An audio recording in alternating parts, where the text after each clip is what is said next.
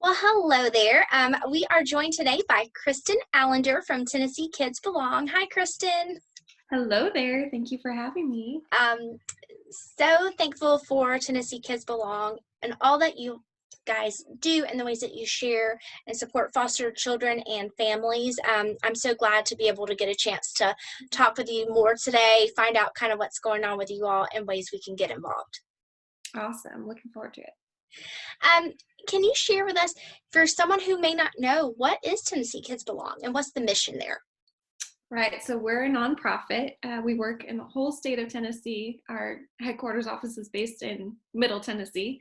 And we empower leaders in the community to really change the story of foster care, impact kids in care, social workers, foster families, kids aging out of foster care.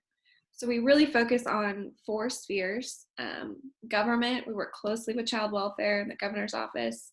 The faith community, we work with churches to really help them educate their congregations on how to support families and wrap around them. We work with the business community. We launched a business impact program, which helps them support not only their employees who are fostering, but also foster families in the community and kids who are aging out with job opportunities. And then we work in the creative sphere. So we work with some amazing videographers and storytellers and really capture stories of kids who are in need of a forever family and sharing those videos in the churches and the businesses on social media and helping get those kids a home. I think it's so wonderful that you are able to share some of their stories in a way that people could connect, because sometimes you can see a photo and that doesn't really give you an idea of, I don't know, I feel like it's much more personal a video, and you get to hear that child's voice and kind of the things that are on their heart and their mind too. Yeah, and really just capture, we always talk about the essence and their personality. They're hilarious. Some of these kids make us laugh so hard. And you see just such sweet moments, especially between siblings. Siblings and teenagers right now are the homes we need the most in Tennessee. And so capturing, watching just a brother and sister banter back and forth together, and it just really hits people when you see that interaction. Before we started video, and I shared with you that some of my family members have been in foster care, and my cousin was adopted as a teenager. And so just to see how that played out in her life is really impactful. And I think too, I don't know, I feel like maybe people be a little intimidated sometimes to take in a teenager, but I think those are the kiddos who need love just as much as the little ones too.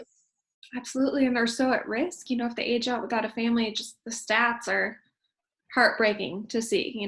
The likelihood of homelessness and trafficking and all of the social wounds, that we know of, and we want to protect them from. And some of the videos, not only do they help get these teenagers a home, because it takes away the label and the fear and the stigmas around foster care in general, but especially teenagers in foster care. So we hear stories all the time about people saying, I was never even open to teens. And I started watching these videos and hearing these stories about these teenagers and just picturing my own kids, or my kids had gone off to college and we were empty nesters, and, their hearts were just for these teenagers. So some really beautiful stories have come out of that. Tell us a little bit, I've always heard that our numbers in this area for people who are fostering are very low. Is that true? Yes and no. So we do have a number of homes, in Middle Tennessee. But again, a lot of them are not able to take in teenagers and sibling sets, or even once you get over like the 8-year-old, 8 to 10 range. So it's around 70% of kids in Williamson County that are placed outside of the county because there aren't the right homes inside. And that happens all over the state, is we're not seeing the types of homes we need. So there is a massive push for new foster families, especially for homes that can take in those teens. Is every county kind of sets up their different regulations as far as the terms on foster care? No, we're a state Okay. welfare system, so they're all the same. Some counties have different needs. Like in East Tennessee, there is a need for infant homes. There's a opioid crisis going on that's impacting that area more. So there's a lot of babies being born addicted that are needing homes. Gotcha. How has the COVID impacted you all and what you're doing? Well, I'm working from home.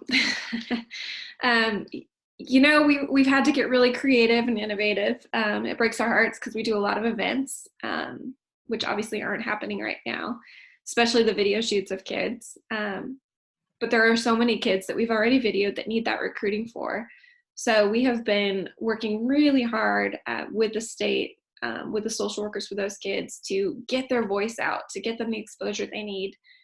We posted a teenage boy this last week, and there's been hundreds of thousands of views and so many inquiries from foster families that have seen him. So we've shifted a lot to virtual recruiting, and thankfully the state has done the same. So now they are certifying foster families virtually. So you can do all your classes online, which has been amazing. I was going to ask about that. If it, I know you have to have the home study and things like that, if that process is still going on right now. As far as I know, the thing that they're trying to navigate is the CPR classes, because it's a little hard to practice CPR on a dummy virtually. I don't know how that works. But they are doing all the classes online and working on home studies. So that's been great. Reunification is the primary goal of foster care. And so visits have been impacted with bio families, with social workers trying to see all their kids on their caseload. So we've helped a little bit with some tablets that we had a donor donate to the social workers to help give that to bio families who maybe didn't have the access, so that they can do virtual visitation with their kids.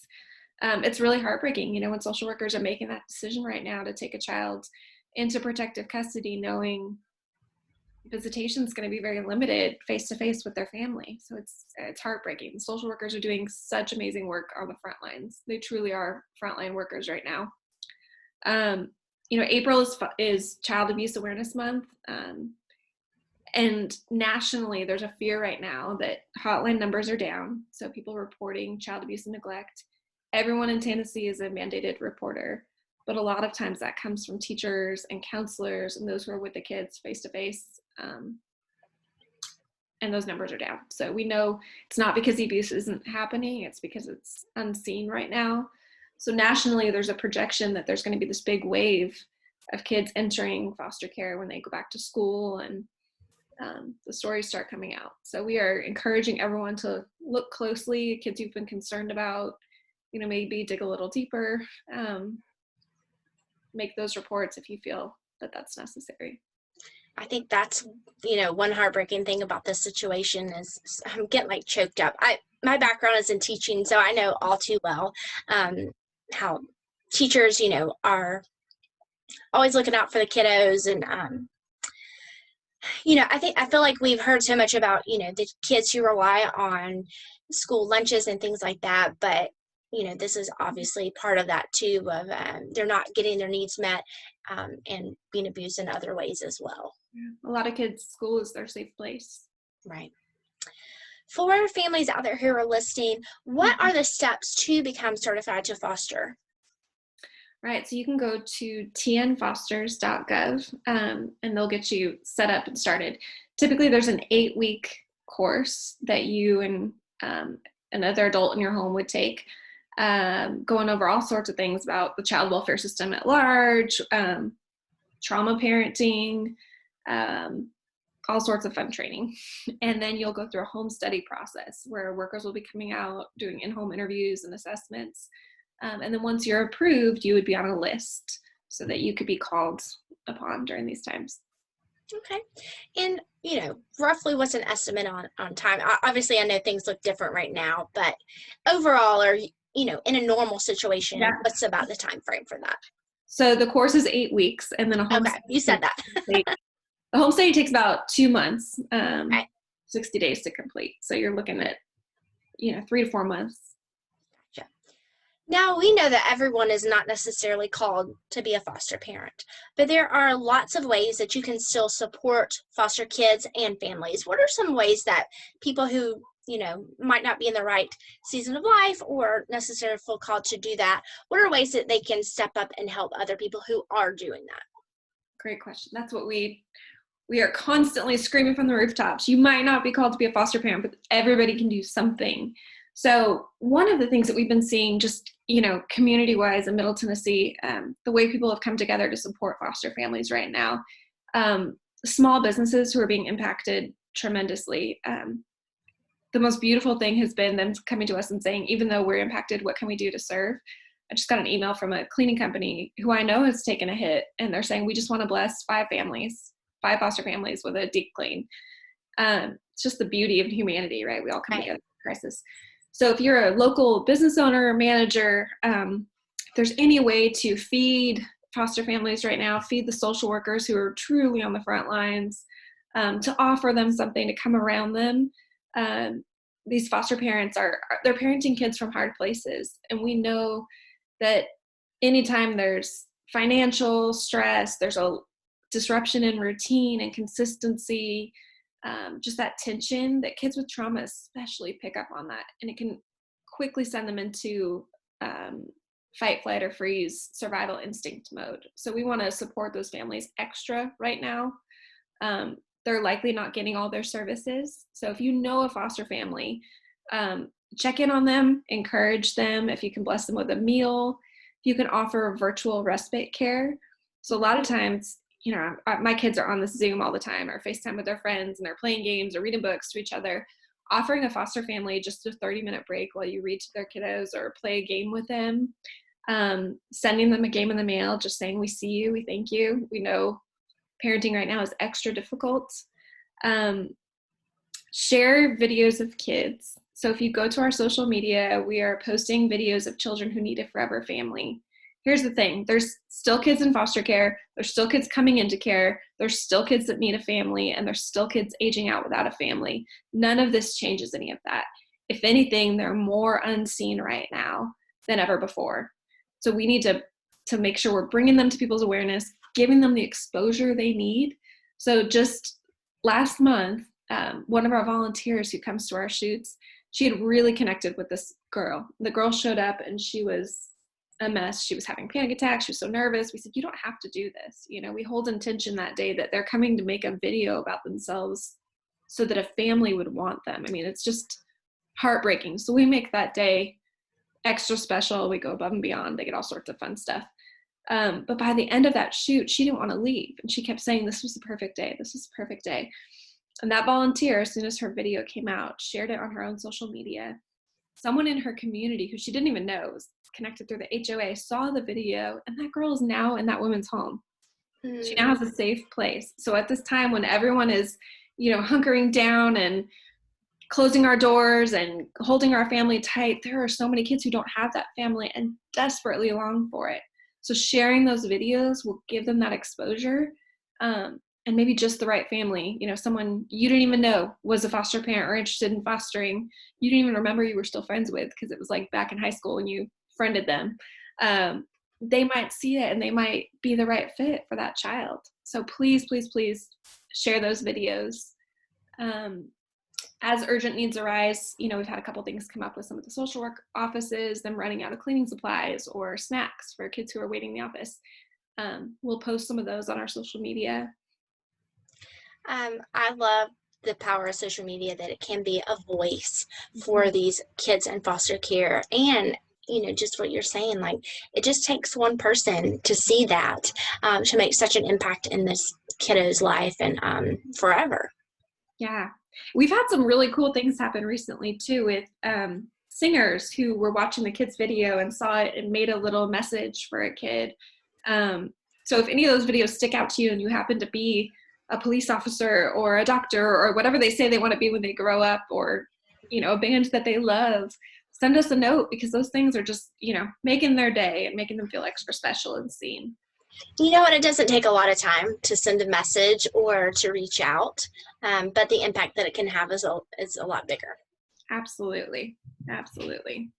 And is Foster Care Month, is that also coming up?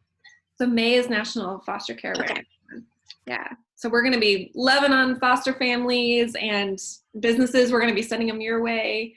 All of our business impact partners who give, foster families a discount, and say, we see you, foster families. We're going to celebrate all of them.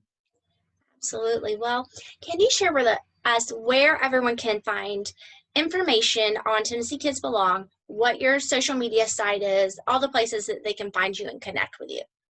Yep, so we are on Facebook and Instagram, TN Kids Belong. And then you can go to our website, tnkidsbelong.org, for all sorts of other information, how to get plugged in. Awesome. Is there anything else you want to share with us before we let you go? We're just so grateful. It's people like you who say, come on and talk about foster care. We want to get this message out. I mean, that's the way that we're going to make change in our state. We've seen foster care become, something that was once in the dark, and now it's in the light. People are talking about it. It's now on TV shows, and not always with a negative spin like it used to be. So people are talking about it, and we're seeing that, and we just want to keep raising that awareness now more than ever. Together we can do a lot, right? Absolutely. Absolutely. Thank you so much. Again, Kristin with Tennessee Kids Belong. We appreciate all that you're doing and just the impact that you all are making. Thank you so much. Thank you so much.